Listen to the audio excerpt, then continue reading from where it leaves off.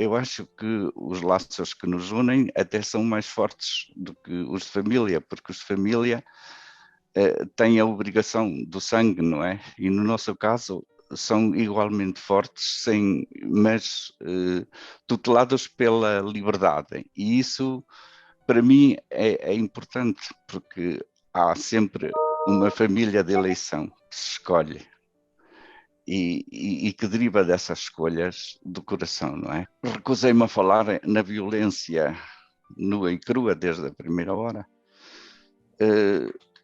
E ainda para mais num tema que é o amor mais perfeito, aquele que tem asas, e que isto até me faz lembrar assim um amor mais próprio dos anjos do que dos humanos. No entanto, acho um título interessante e vale a pena acreditar nisso. Está mais de acordo comigo falar em algo que se poderá designar como a prevenção da violência. Claro que a prevenção é bastante ingrata, porque tudo o que se resolve na prevenção não se torna visível, não é visível. E, portanto, ninguém agradece isso. Portanto, eu acho que trabalhar na prevenção vale a pena, mas não traz reconhecimento. E como é que eu acho que se pode trabalhar na prevenção? É tornar as pessoas mais conscientes quando envolvidas nas relações, a fim de tomarem as suas opções de forma livre, de forma pensada e de forma muito lúcida. Ou seja, investir na lucidez das pessoas, fornecer-lhe esquemas interpretativos, no fundo, enfim, trabalhar nessa linha de prevenção. Talvez valha a pena, ainda que não seja reconhecido, investir na formação dos jovens, na formação das pessoas, para que elas sejam mais lúcidas e possam reconhecer à légua, digamos assim, situações de violência para as poder evitar, para poder fugir delas, para as poder, no fundo, neutralizar. Quer dizer, e a violência também tem algo a ver com esta imagem, não é? Há uma altura em que uma pequenina bola de neve se pode desfazer e depois, se a deixamos crescer, pode chegar a um momento em que se torna praticamente impossível desfazê-la, ou impossível ou muito difícil. Por isso é que vale a pena pensar todas estas situações cá atrás, não é? Antes delas acontecerem. É que, na verdade, há pessoas que perante estas situações de violência, o passar da bola de neve enfim, ao monte grande de neve, são capazes de detectar toda a situação de risco, etc., etc., e desfazer a bola em tempo útil. E na hora certa. E outras pessoas deixam-se ir, vão indo sem terem aquela capacidade de decidir. Portanto, embora isto seja muito complexo, eu não posso simplificar tudo assim, mas na verdade há pessoas que conseguem controlar a tempo e horas, evitar, prevenir, e outras, no fundo, deixam-se ir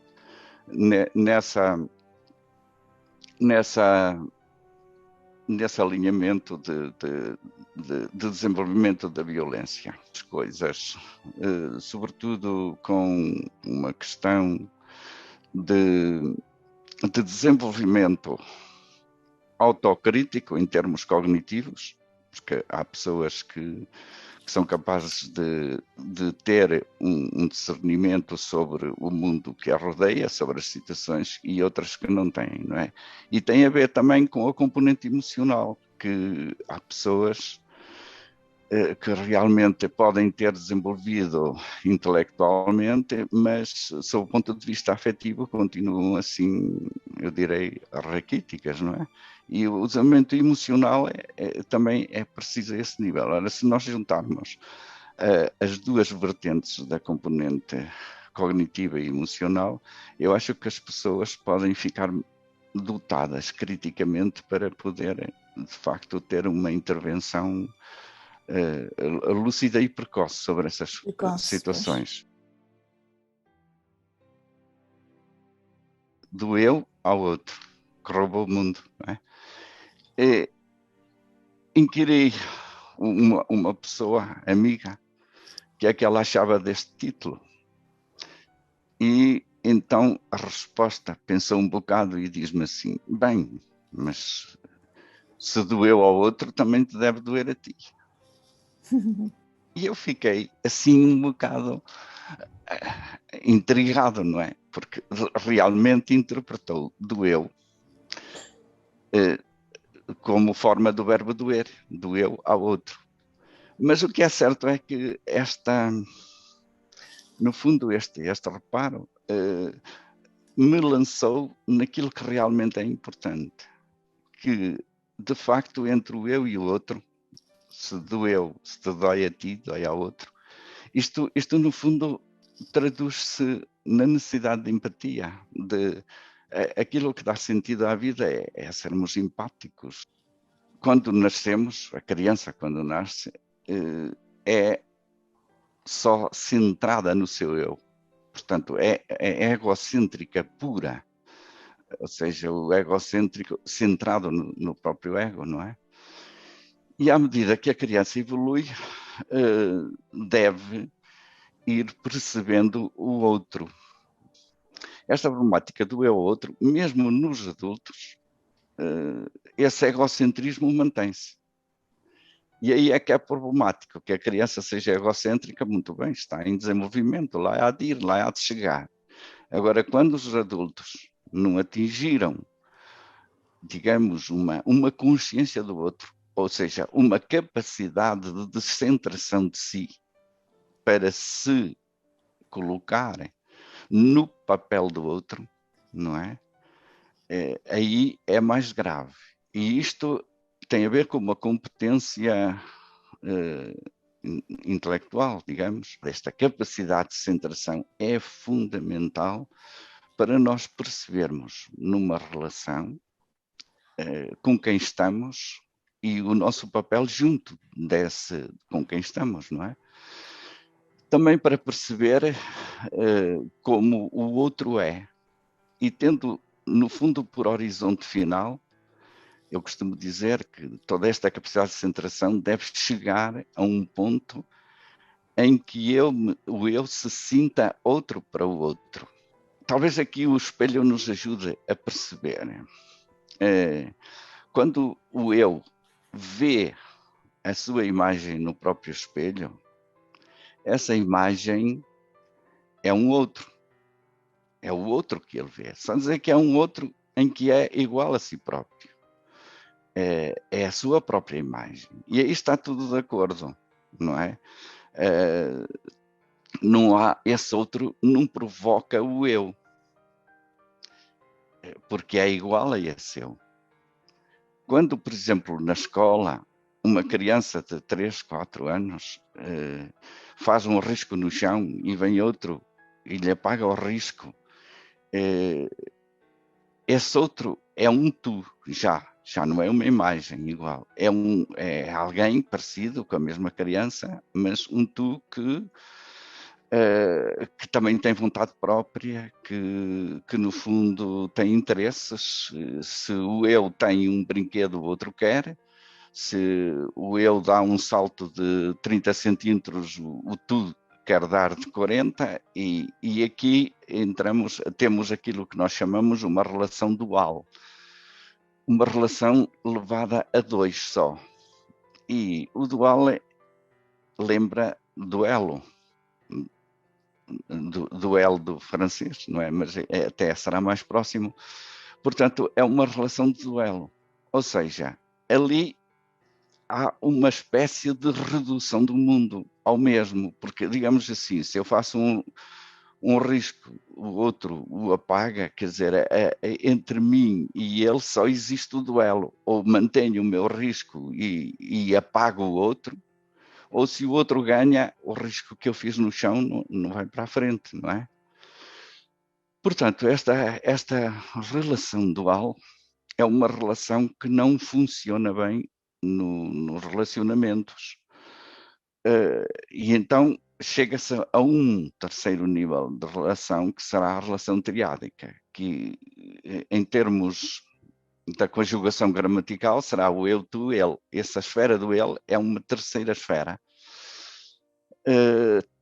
que pode fazer a mediação para que o eu perceba o tu perceba o eu, na base de uma coisa que lhe já é exterior, um terceiro termo, que é esse ele. Esse terceiro termo pode ser ocupado por várias entidades, chamemos-lhe. Olha, a fala, a linguagem é a principal. Um exemplo do espelho, um texto que usei tantas vezes, do Maurice Merleau-Ponty, acho que nem é dele, mas ele o utiliza num livro chamado O Olho e o Espírito, e que diz uma coisa curiosa: o homem é espelho para o homem. E então, no lugar do ele, eu vou colocar o espelho. E diz assim: o espelho é um instrumento dotado de uma universal magia. Transforma coisas em espetáculos e espetáculos em coisas. Transforma o eu no outro e o outro em mim. É curioso que, se eu puser no espelho, o espelho nesse lugar do eu, nesse triângulo, eu, tu, ele, o que é que acontece? Esse eu, ao ver-se no espelho, confronta-se com o invisível do seu próprio corpo. E então podemos fazer esta permutabilidade do eu no tu e do tu no eu. Ou seja, o outro, o eu no outro e o outro em mim. Há aqui um aspecto interessante que foi um filósofo, Jean Paul Sartre, que levantou, que é essa história de roubar o mundo. Quer dizer, é que, no fundo, como nós somos seres de fala, e é isso que nos caracteriza, no lugar do espelho estará a fala. Porque a fala também é um espelho para nós, não é? Também nos devolve, também nos permite a consciência de nós mesmos, a consciência das situações e a consciência dos outros. Será que o outro também vê o mesmo verde que eu? E nós, quando nos interrogamos perante o mundo, chegamos a esta conclusão. Eu não sou omnipotente sobre o mundo, ou sobre o julgamento do mundo. Eu, no fundo, preciso do outro para me dizer se também vê o verde como eu. Então, este outro é alguém que entra na nossa vida para nos roubar o mundo, dito assim, não é? Mas também pode ser alguém que vem para podermos partilhar o mundo.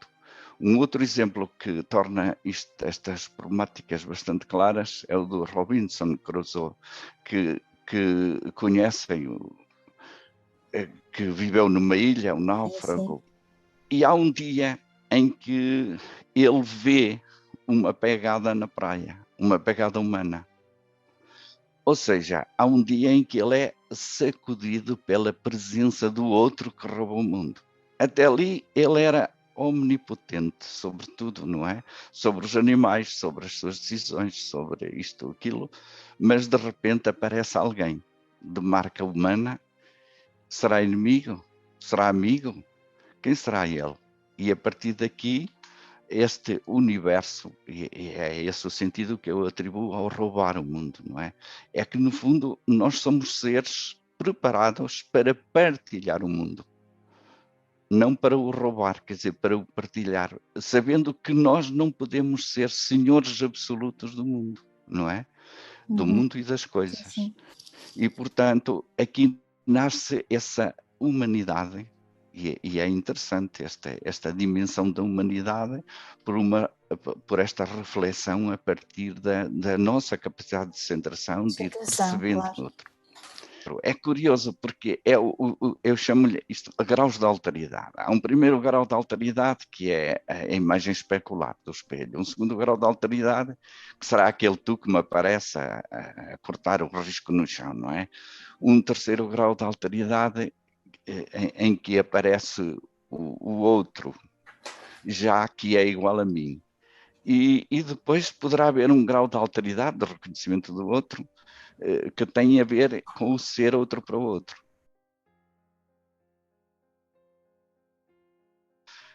O eu e o outro, X e o Y, estão no mesmo estatuto, no mesmo nível. Isto em quê? Em relação ao poder. A relação entre irmãos é uma relação simétrica. Ou seja, não há, por assim dizer, um maior poder no outro do que no eu, e vice-versa. As coisas estão niveladas. Mas as relações sociais, praticamente todas as relações sociais, são de ordem assimétrica. Ou seja, há uma diferenciação em termos de poder. Mas aqui queria introduzir ainda uma outra questão, que é a questão dos direitos e deveres. Ora bem, este é o paradigma de todas as relações sociais, ou praticamente todas. O poder é estrutural do funcionamento social. Nós não podemos eliminar o poder. O poder é o que justifica a violência, por exemplo, certo? Mas o poder também é o que justifica o crescimento social, a evolução, a aprendizagem, isso tudo. Então, para que não haja abusos do poder, há uma forma curiosa que as sociedades criaram, que é o contrato. Ou seja, explicitamos os papéis e os limites. Eu chamo a isto uma forma de poder regulado. O poder, claro que é inevitável. É inevitável e até pode ser positivo na relação social. E então eu escolhi apenas 3 formas de poder, que é o chamado poder totalitário, o poder manipulador e o poder transferível.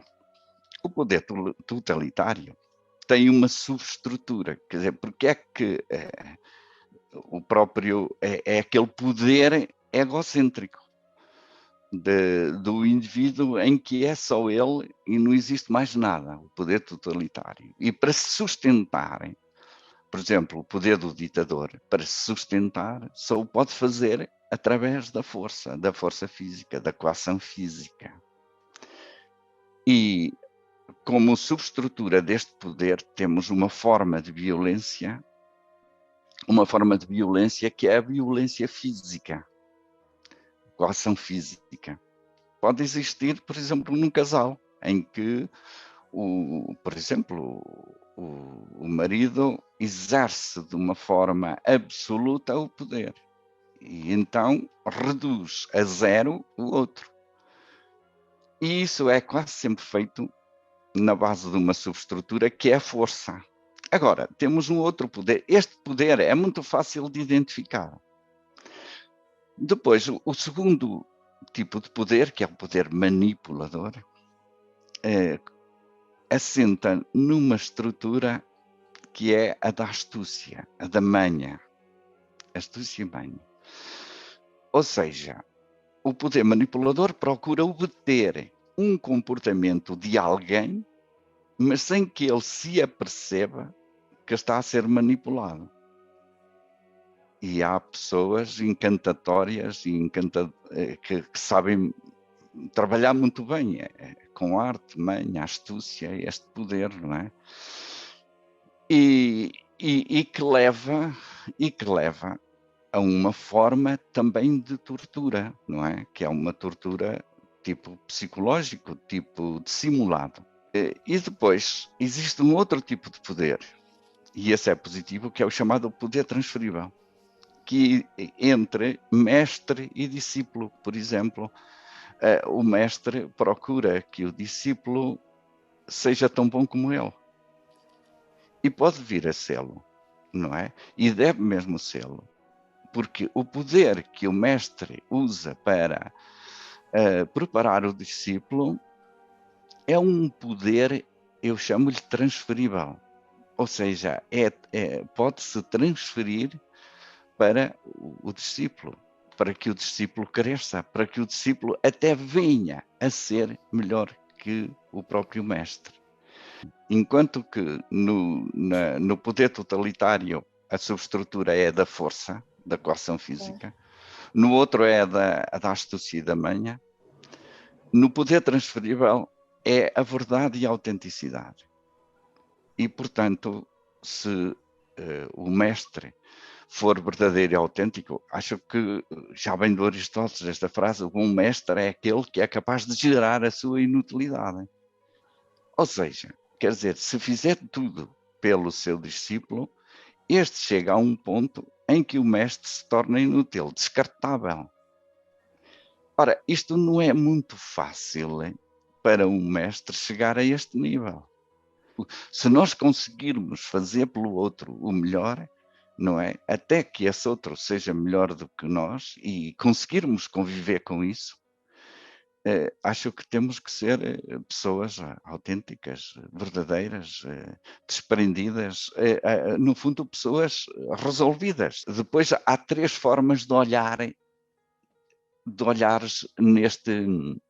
nestas 3 estruturas de poder. A primeira forma de olhar no totalitário é um olhar que é cego. Só vê exatamente o seu próprio umbigo. E para que não haja surpresas, cria-se uma estrutura à força para neutralizar tudo o que possa ameaçar. No segundo, eu chamo-lhe, a subestrutura é do olhar avestruz. Julga o outro menos inteligente que ele. E então, o que é que faz o manipulador? Mete a cabeça na areia como avestruz. Só dizer que pode haver alguém num nível mais avançado que detete que desmonte toda a sua manipulação, que é os que conseguem chegar ao poder transferível. A sua evolução do desenvolvimento pessoal e social, o seu desenvolvimento afetivo chega a um ponto em que ele consegue estar naquele nível do poder transferível. Uhum. E aí ele tem um olhar, não é olhar abstruso, mas sim um olhar conclusivo. Ou seja, consegue ver toda a tríade desde dos poderes e consegue perceber quando há manipulação, quando há astúcia, manha, etc., desmonta isso. Estes 3 poderes não aparecem em forma pura, aparecem misturados. Mas este poder transferível, que é o mais interessante para mim, é curioso que assenta, é ilustrado no teatro pelo chamado mito de Pigmalião. Quem foi Pigmalião? Muita gente conhece, não é? É um herói grego, construiu uma estátua muito bonita, Galateia, e apaixonou-se por ela. Tão bonita era a sua obra. O que acontece aqui é que, quando isso acontece, Galateia passa a existir, é conhecida, e há aqui um desaparecimento de Pigmalião. Há aqui uma anulação do Pigmalião. Ilustra um bocadinho este poder transferível. Ele deu tudo o que tinha, toda a sua arte, construiu um objeto que, no fundo, o representou para a eternidade, mas dele temos o apagamento. E a questão que eu ponho é: saberemos viver com esse apagamento? Pais, mães, professores? Não é fácil, é? Porque educar é soltar, sem dúvida. E isto dói muito. Às vezes custa-nos a soltar os nossos filhos, mas temos que os soltar. Uhum. Em nome desse investimento na autonomia deles. É assim, nós também. A nós também nos soltaram. E educar sendo soltar é isso. É sabermos conviver com o nosso apagamento enquanto educadores. Na psicanálise existem apenas 3 estruturas clínicas, que é a neurose, a perversão e a psicose. A neurose, aí estamos todos os que nos submetemos à cultura, tanto é que a individualização, a socialização, a aculturação, na psicanálise chama-se neurotização. Quer dizer, a cultura é qualquer coisa que a bem ou a mal nos entra pela cabeça, pelos ouvidos, pelos olhos, etc, etc. Mas a neurotização tem a ver com isso, com, no fundo, inscrever na carne uma cultura e uma língua, uma linguagem. E é essa língua que depois que nós falamos, que nos vai tornando conscientes de nós e dos outros, não é? E das situações. Portanto, há o neurótico e o perverso. O psicótico é o dito louco, o esquizofrénico, etc, etc. Estas duas categorias, do neurótico e do perverso, são duas categorias que convém olhar com atenção. E só há uma hipótese de as distinguir. Enquanto que o neurótico é suscetível à culpa, ao sentimento de culpa, e enfim, arrepende-se e se faz mal, pede desculpa, etc. O perverso é alheio, totalmente alheio ao sentimento de culpa. Ele nunca se sente culpado, o culpado é o outro. Outra distinção que tem a ver com a forma como se colocam ao prazer e ao gozo. Enquanto que o neurótico, pronto, vive o prazer, mas para no limite da dor, o perverso entra nos avatares do gozo e o limite do gozo já não é a dor, mas a morte. O que regula a vida é sempre o prazer, e eu aí pus prazer mais gozo, porque muita gente, nós como o gozo e o prazer a esse nível estão juntos, nós não sabemos distinguir.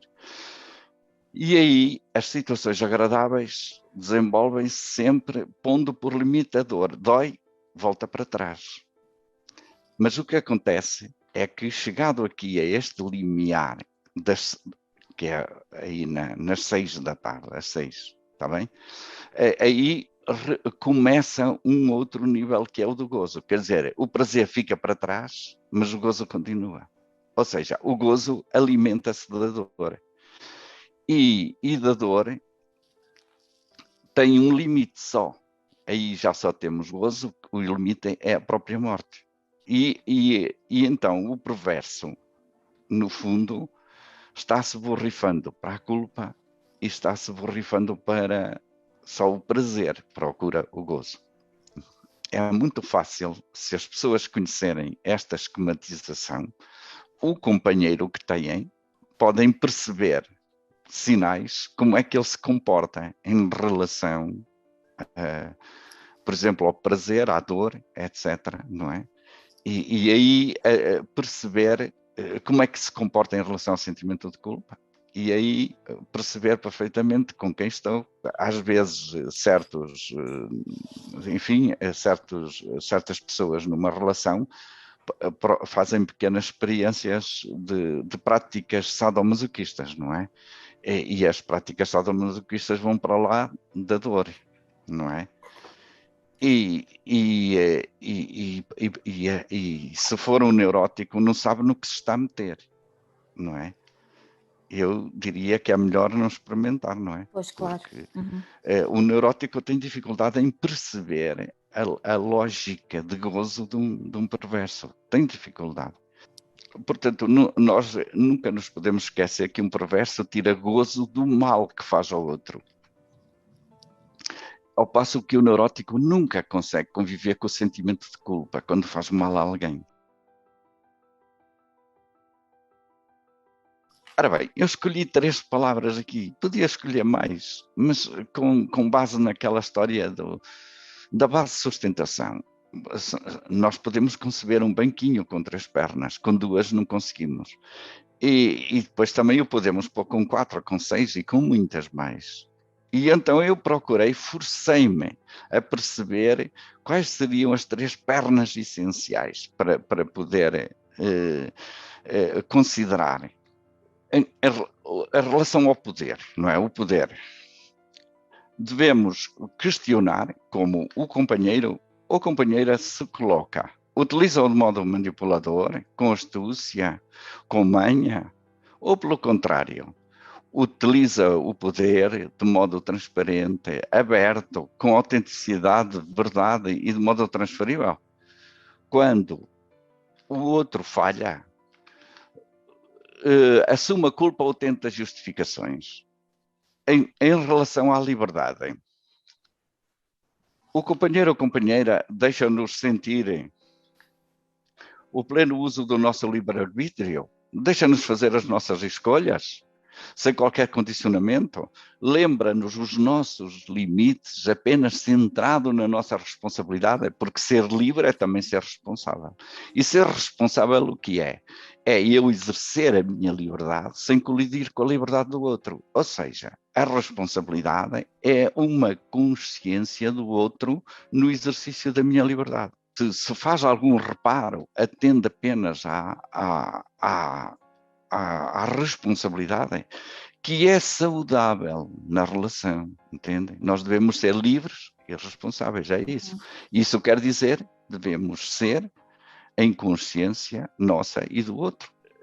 No que respeita à empatia, a empatia é sermos empáticos, no fundo é sermos simpáticos com o outro, aceitar o outro, no fundo gostar que o outro cresça connosco. De que modo o nosso companheiro ou companheira se coloca perante os nossos sucessos? Fica feliz? Manifesta o seu regozijo? E quanto aos nossos fracassos? Que posição toma? Cobra ou apoia? Recrimina ou ajuda a ultrapassar as dificuldades? Se nós interrogarmos a relação em que estamos metidos, não é? Debaixo destes 3 parâmetros, eu penso que poderemos tirar alguma conclusão. A ter empatia para conviver com o crescimento do outro. É claro. Que há pessoas que não gostam que o outro cresça, que o outro perceba melhor as coisas, que o outro seja melhor que nós, entende? E isso torna as pessoas mais medíocres, diria eu, não é? Raquíticas, como disseste há bocadinho, essa metáfora foi bem utilizada, não é? Que de facto tornam-se pessoas raquíticas, de facto. Raquíticas. Exatamente. E a outra coisa que muita gente aprecia, a violência física. A violência física não passa de um recurso dos fracos de espírito. Qual é a habilidade? Eles, no fundo, não têm capacidade mental para conseguirem resolver as coisas a outro nível, pela via do diálogo, pela via não é? E, portanto, muita gente enaltece a força física, o vigor físico, etc, etc. Tudo bem, quer dizer, numa face da vida e até desportivamente isso pode ter interesse. Mas, digamos assim, usar, por exemplo, a força física para dominar o outro, eu penso que é um recurso dos fracos e que nos aproxima dos animais. Nós temos a fala, não é? A fala, o convívio, a partilha com o outro, e depois temos, no recurso ainda da fala, temos o insulto. Mas quando descemos do insulto à canelada, estamos sempre a descer de nível, não é? Portanto, a força física fica cá no fundo. Que apreço podemos ter por isso? Por isso é que eu digo, a violência física é sempre o recurso dos fracos, não dos fortes.